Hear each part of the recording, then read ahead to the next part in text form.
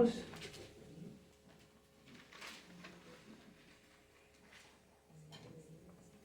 ¿Ya tienen el arbolito y los regalos en casa?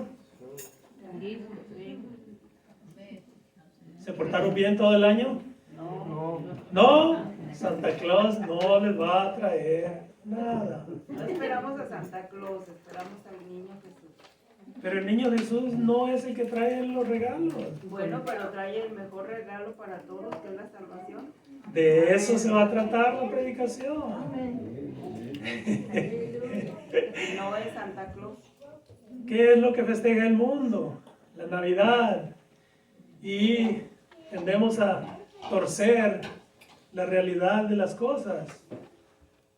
Y el mundo nos jala, aún a nosotros como cristianos nos gusta, ¿sí? las celebraciones y en esta época navideña pues es como nostálgica, como un encuentro de sentimientos. Algunos viajan, otros recibimos visita, como en mi caso. Gracias a Dios que está mi hermana y mi cuñado visitándonos aquí, que en otros tiempos nosotros estuviéramos allá. Pero voy a recibir a mi hermano que tengo como 25, cerca de 30 años que no lo veo. wow. Gloria a Dios. Gloria a Dios. Pues en realidad es una temporada, yo creo que es la mejor del año, la época navideña. El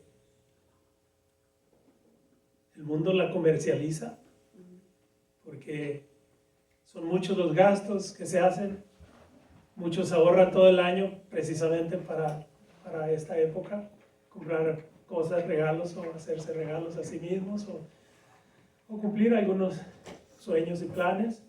En realidad, bueno, no tiene nada de malo mientras no se pierda el enfoque de lo que realmente debemos de celebrar.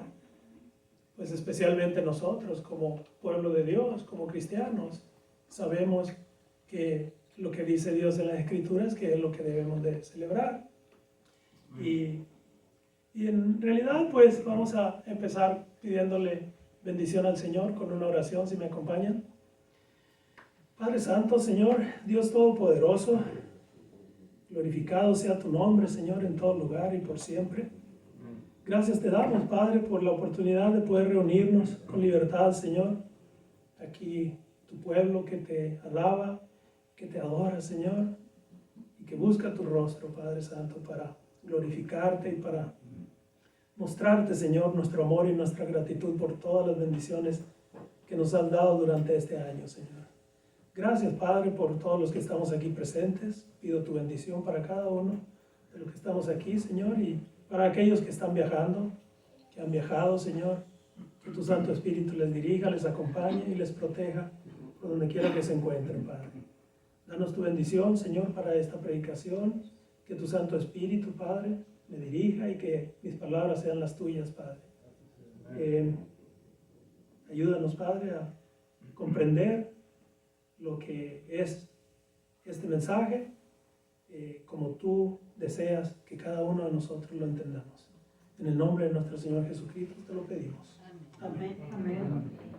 Navidad, así se llama el tema, el regalo de Dios para la humanidad. Navidad. ¿Qué es Navidad?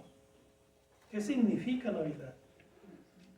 Navidad viene de la palabra, pues, natividad, que es el significado de nacimiento. Y eso es lo que se debe de celebrar, nacimiento.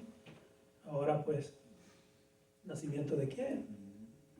Todos los días nacen niños, nacen todo alrededor del mundo, hay nacimientos. Pero este es un nacimiento que partió la historia de la humanidad.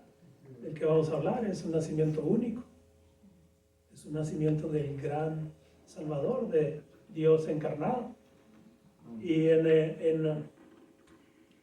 el Evangelio de Lucas es un texto larguito en el capítulo 2. Para los que tienen sus Biblias, Lucas 2, ahí vamos a estar. Y la palabra de Dios dice así. Aconteció en aquellos días que se promulgó un edicto de parte de Augusto César, que todo el mundo fuese empadronado.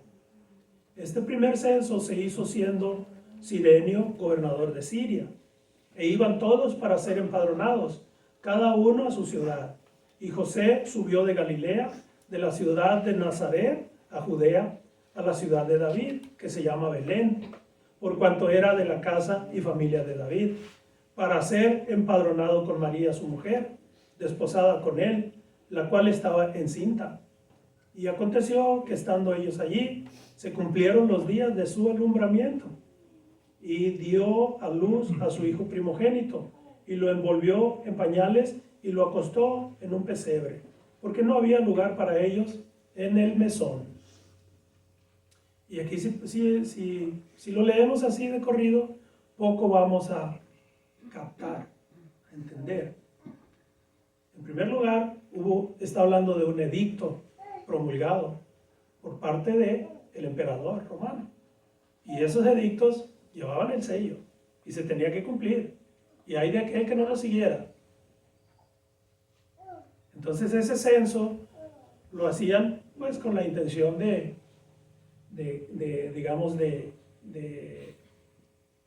contar a todos los habitantes de esa región, pues en este caso dice de todo el mundo. Pero ¿por qué Dios puso en el corazón del emperador la idea de promulgar un edicto sobre el censo? Pues tiene su plan. O sea, no fue una idea ni fue casualidad, no fue una idea solamente del emperador. Resulta que José y María eran originarios de Belén, pero vivían en Nazaret y tenían que subir para ser empadronados a su región de origen, que era Belén. ¿Y Belén qué quiere decir? La casa del pan. Casa del pan, Belén. No porque ahí hubiera panaderías, que posiblemente, tal vez había, pero ese es el significado de la palabra Belén. Ahora, ¿quién nació ahí? Nació Jesús, Dios encarnado. Dios tomó forma de ser humano y nació en Belén. Y él mismo dice, ¿cómo dice? En Juan 6:51, yo soy el pan vivo que descendió del cielo. ¿Entienden por qué tuvo que subir a Belén? En la casa del pan. Y el pan vivo tomó forma humana ahí. Yo soy el pan vivo, dice Jesús, que descendió del cielo. Si alguno comiere de este pan, vivirá para siempre.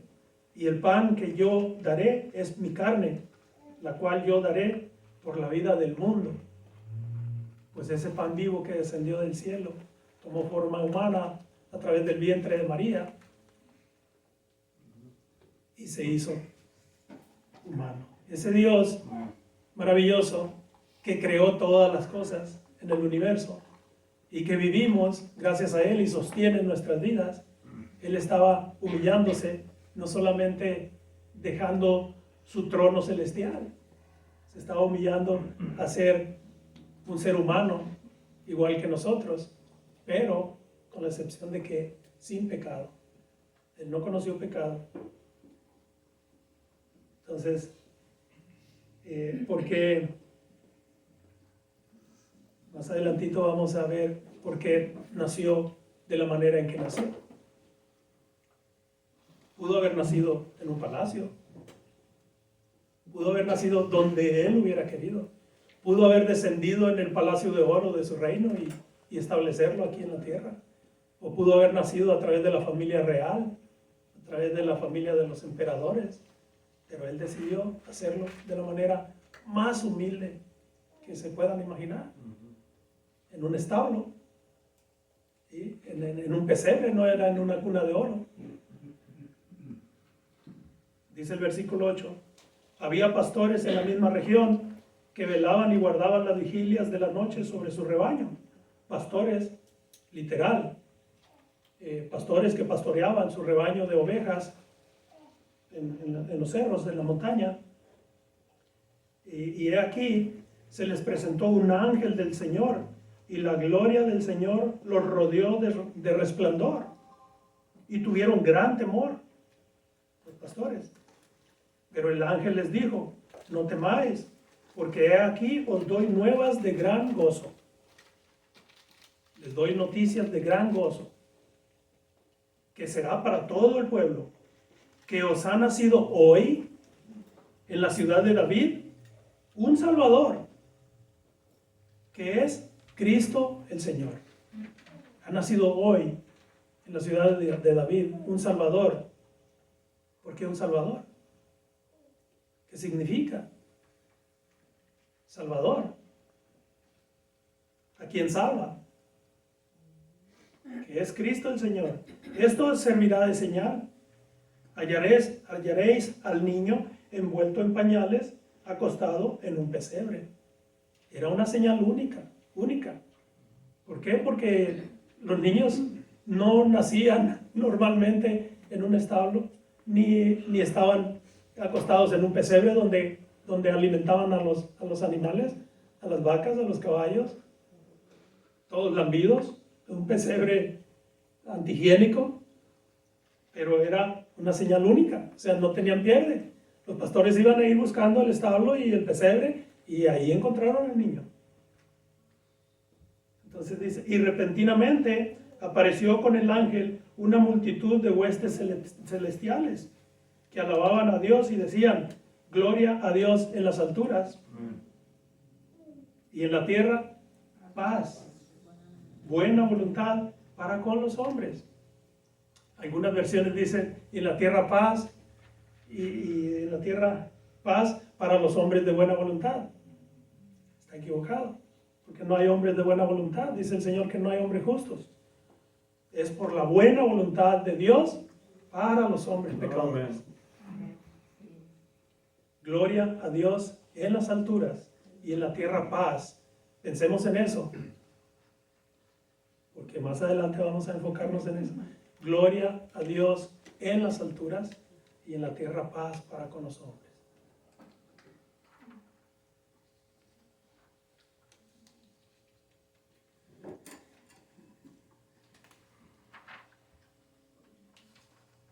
Sucedió que cuando los ángeles, dice en el versículo 15, se fueron de ellos al cielo, los pastores se dijeron unos a otros: pasemos pues hasta Belén y veamos esto que ha sucedido y que el Señor nos ha manifestado.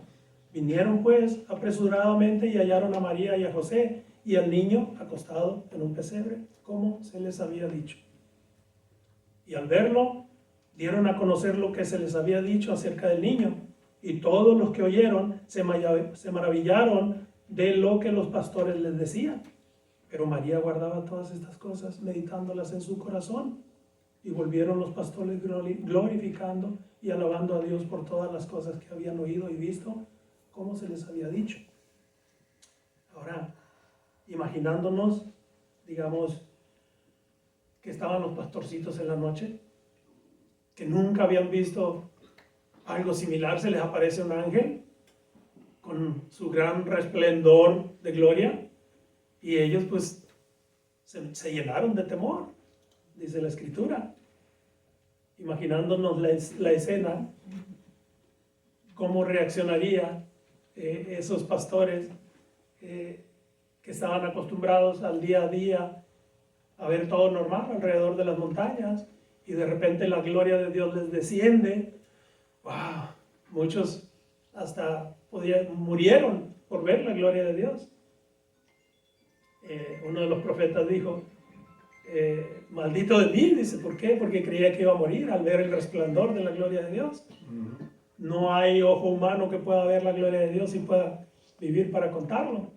Pero ahí se le manifestó a los corderos, a los pastores, y no solo eso, una multitud de ángeles descendieron del cielo, cantando: gloria a Dios en las alturas y paz en la tierra a los hombres. ¿Por qué el Señor se les manifiesta a los pastores que eran de oficio, el oficio más humilde que se podía hacer en esos tiempos? Un pastor no era ni siquiera contado como, no lo tomaban ni siquiera ni lo consideraban como para dar testimonio en las cortes por el tipo de vida que llevaban. Se consideraban impuros porque trabajaban todos los días, de los 7 días a la semana, y no tenían tiempo para las reuniones religiosas de purificación entre las congregaciones, las iglesias. Entonces se consideraban como personas impuras. ¿Por qué Dios se manifiesta a los pastores? Ellos fueron los primeros que recibieron esa noticia y ese regalo.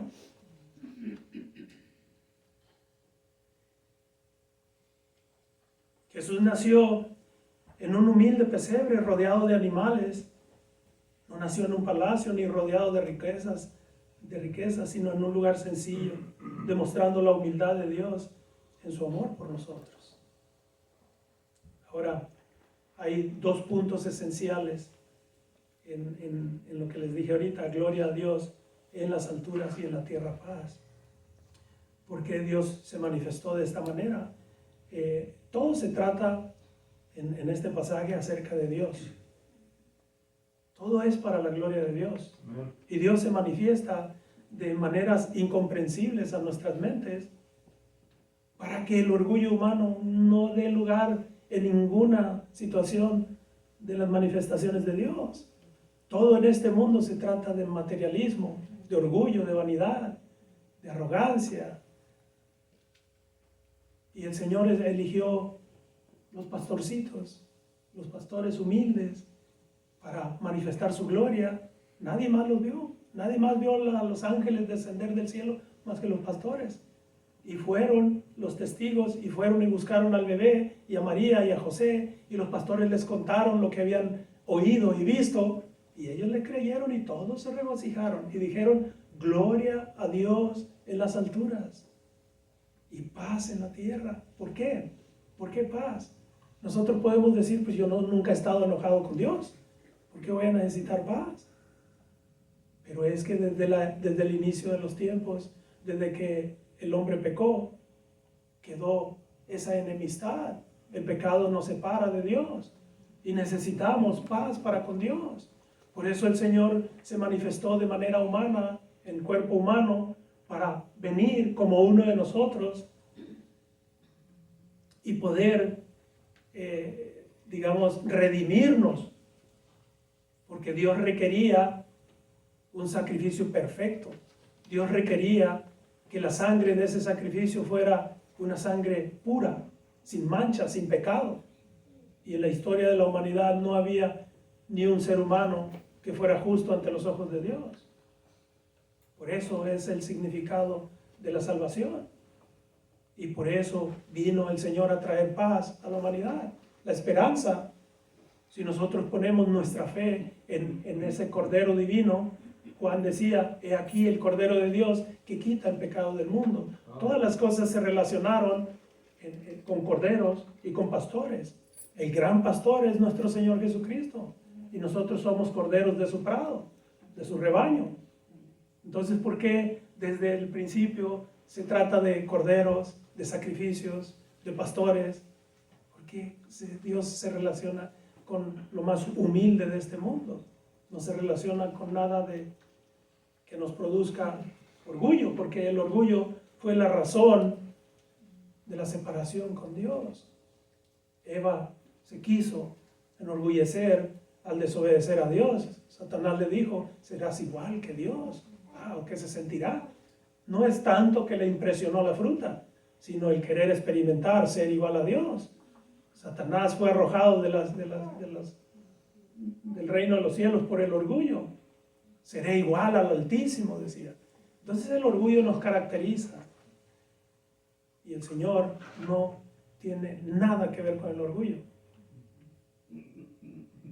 Los pastores no solo recibieron el mensaje, sino que fueron testigos del milagro, el milagro más grande que se ha visto en la historia de la humanidad. Y proclamaron con gozo lo que habían visto. La Navidad trae un mensaje de gozo, porque es la celebración del nacimiento del Salvador. El Señor dejó su trono, su trono celestial, atravesó la dimensión espiritual para venir a tomar forma humana. Vino al mundo material, al mundo pecaminoso, aunque se mantuvo al margen de todo pecado. Él no pecó ni siquiera en pensamientos. María, aunque en silencio, meditaba en su corazón todo lo que sucedía. Dice. A través de ella vemos la importancia de reflexionar sobre el gran amor de Dios en la Navidad, glorificando y alabando a Dios. En Lucas 1, 46 y 47 dice María: engrandece mi alma al Señor, y mi espíritu se regocija en Dios, mi Salvador. María, que era la mujer piadosa que Dios eligió para usar su vientre y encarnarse a través de su vientre, ella reconocía que era pecadora. ¿Por qué reconocía que era pecadora? Porque ella sabía que necesitaba un Salvador. Se regocija mi alma en Dios, mi Salvador, dice. Amén. En Dios, mi Salvador.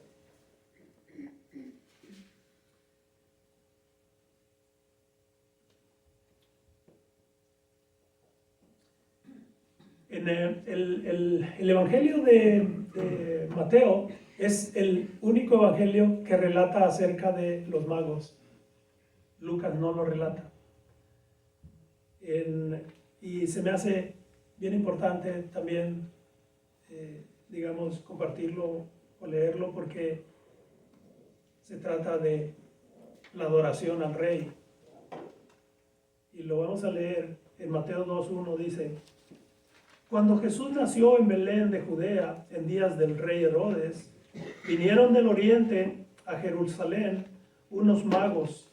En algunas versiones dicen unos sabios, pero no son esos magos que conocemos hoy en día, que sacan una paloma del sombrero o un conejo de la manga.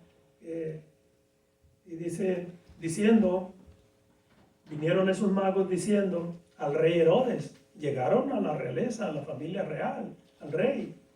¿Dónde está el rey de los judíos que ha nacido? Le preguntan al rey Herodes. Pues si era un rey orgulloso. Y vienen unos magos desde el oriente a preguntarle: ¿en dónde está el rey de los judíos? Dice: porque su estrella hemos visto en el oriente y venimos a adorarle. Adorarle. Oyendo esto, el rey Herodes se turbó. Y toda Jerusalén con él. Se turbaron, se molestaron, se enojaron, se enfurecieron. Y toda Jerusalén con él. Y convocados todos los principales sacerdotes y los escribas del pueblo, les preguntó el rey: ¿dónde había de nacer el Cristo? Ellos le dijeron: en Belén de Judea, porque así está escrito por el profeta. 700 años antes, más de 700 años antes, estaba profetizado por el profeta Miqueas, uno de los profetas menores.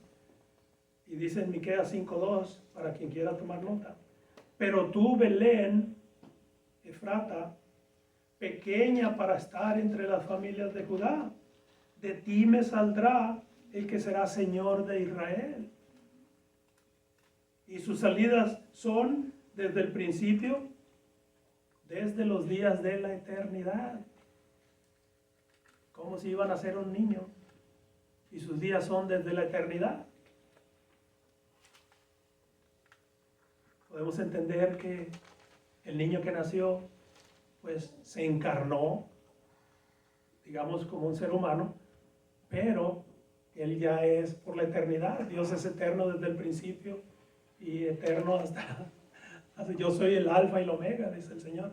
Y en Juan dice, en Juan 1:14 dice: y ese verbo se hizo carne y habitó entre nosotros y vimos su gloria, como la gloria del unigénito, Hijo de Dios, lleno de gracia y de verdad. Ese es el Señor que en Juan 1:1 dice: y el verbo era Dios y el verbo estaba con Dios. Y ese verbo tomó forma humana. Está hablando de la encarnación de Jesús. Entonces Herodes llamando en secreto a los magos, indagó de ellos diligentemente el tiempo de la aparición de la estrella. Y enviándolos a Belén dijo: id allá y averiguad con diligencia acerca del niño. Y cuando le halléis, hacedmelo saber, para que yo también vaya y le adore. ¿Querría el rey ir a adorarle? Ellos, habiendo ido al rey, se fueron, y he aquí la estrella que habían visto en el oriente iba delante de ellos, hasta que llegando se detuvo sobre donde estaba el niño.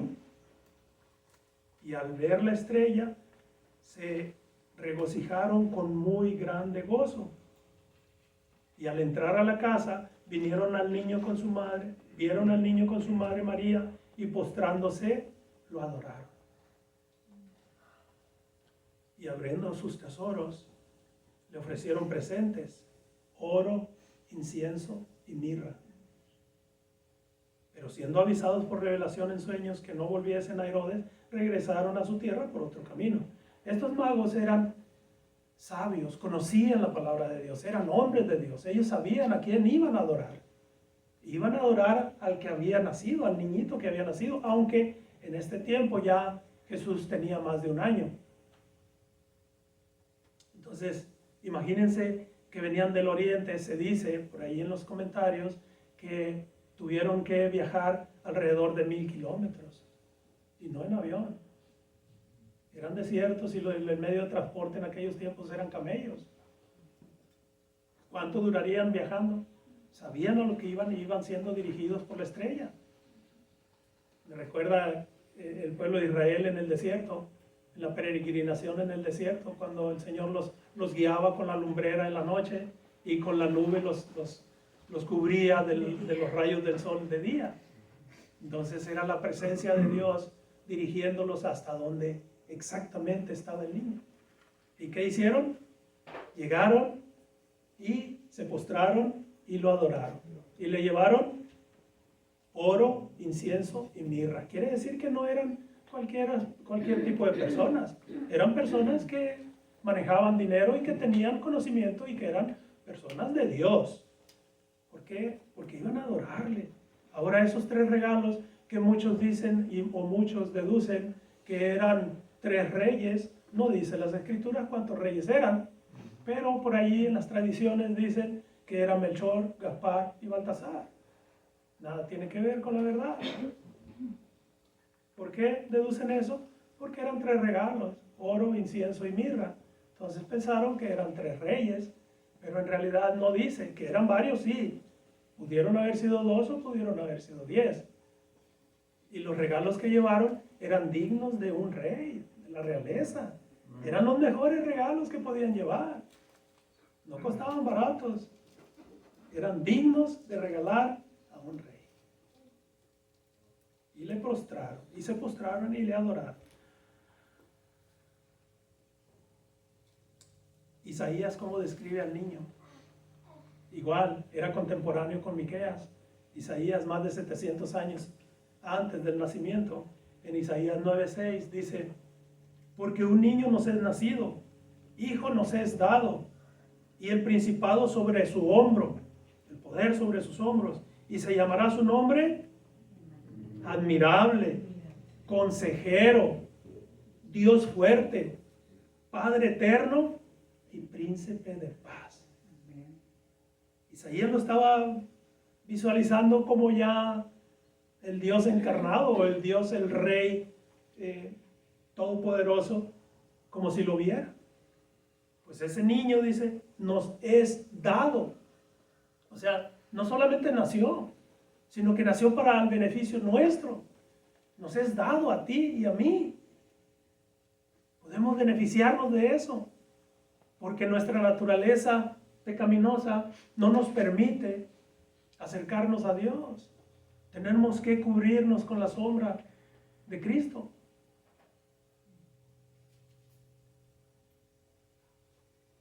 Para poder tener el privilegio de la paz, la reconciliación con Dios. No hay mérito alguno que el ser humano pueda hacer para ser reconciliado con Dios y obtener la paz. No hay manera. Solamente que Cristo entre en nuestra alma, en nuestro corazón, en nuestra mente y sea el Señor de nuestras vidas. Y ese regalo lo tenemos. Todo es cuestión de abrirle nuestro corazón y decirle: Señor, entra a mi vida, sé Señor de mi vida, dirige mi vida. Ven a mí, ayúdame. ¿Por qué? Porque de lo contrario no vamos a poder obtener ese maravilloso regalo. En la Navidad podemos tener muchos regalos: ropa, calzado, alhajas, carro, casa, lo que sea. Pero todos esos regalos dejarán de ser. Aún nosotros mismos dejaremos de ser. Porque estamos de pasada en este mundo. Ya nos quedan pocos días a los que estamos más avanzados. Se supone, no se sabe. Pero ese regalo precioso, el mejor regalo que cualquier ser humano puede tener, lo tenemos al alcance de nuestra boca. Confesar a Cristo como nuestro Señor. Porque la palabra de Dios dice en Romanos 10:9, que si confesamos con nuestra boca y lo creemos en nuestro corazón, seremos salvos. ¿Por qué? Porque con el corazón se cree y con la boca se confiesa para salvación. Entonces, si tenemos la convicción de que Cristo es nuestro Salvador y lo confesamos ante Satanás y ante toda la gente, de que es mi Señor, y lo confieso como mi Salvador, Él viene a nosotros y su Santo Espíritu entra en nosotros. ¿Cómo hemos sido enseñados por nuestros padres acerca de la Navidad y acerca de las cosas de la vida? Pero en este caso estamos hablando de la Navidad. ¿Y qué enseñamos nosotros a nuestros hijos? Cambiando la pregunta, ¿qué les enseña el mundo? ¿Qué recibe la juventud de sus padres en el mundo? ¿Y qué le enseñan los padres a los jóvenes en este mundo? Tradiciones, costumbres, que por falta de conocimiento de la palabra de Dios nos llevan por ignorancia no solamente a desobedecer a Dios, sino a deshonrarlo, a poner todo lo que el mundo nos ofrece por encima de todo, por encima de las cosas de Dios, por encima de las cosas que realmente tienen valor en esta vida.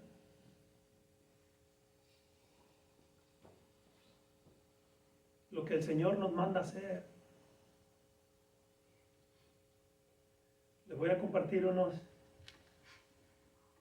pasajes bíblicos como para considerar, si los quieren anotar.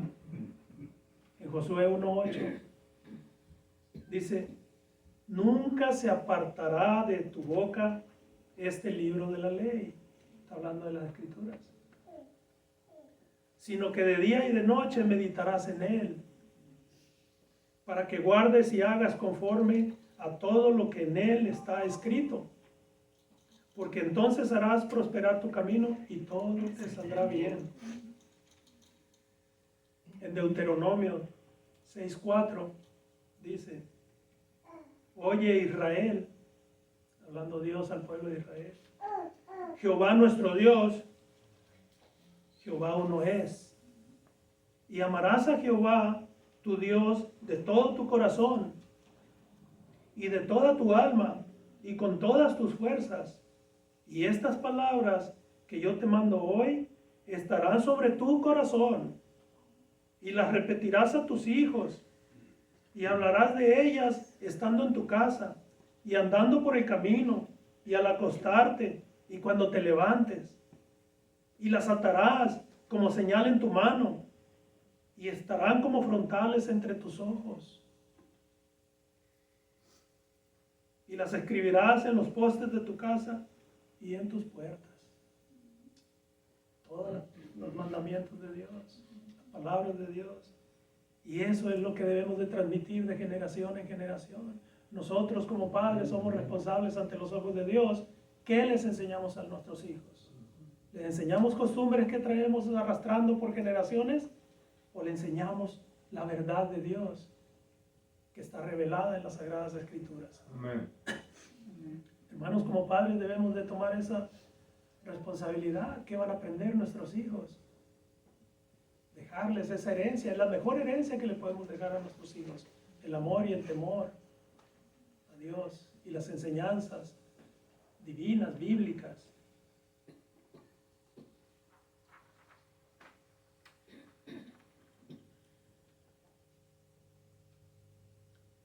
Hemos sido creados para adorar a nuestro Creador. Aunque la desobediencia nos apartó de Dios, Él siempre ha sido fiel, paciente y amoroso. Y nos sigue dando la oportunidad de reconciliarnos con Él a través de su Hijo, mientras tengamos vida. Hoy tenemos la oportunidad, y mientras podamos vivir, tenemos la oportunidad de reconciliarnos con el Señor.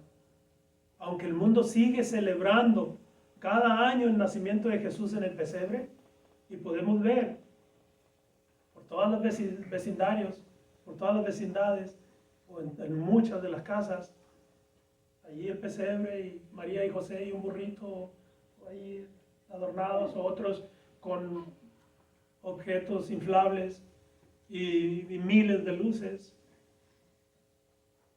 Pero la esencia real que se debe celebrar es el nacimiento de Cristo en nuestros corazones.